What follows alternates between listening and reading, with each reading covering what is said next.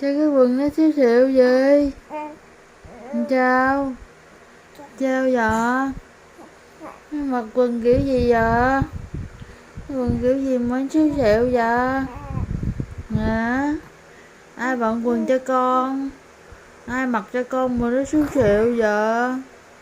Hả? Ừ. Bận quần gì kỳ lạ vậy? Hả? Mặc quần gì kỳ lạ? Quần gì mà xíu xịu vậy? Nhìn gì dữ vậy? Ừ? Nhìn gì dữ vậy?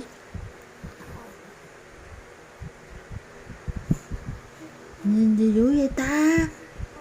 Hả? Nhìn gì dữ vậy ta? Ui, đừng té nha chú. Đừng té nha chú ơi. Chú ơi.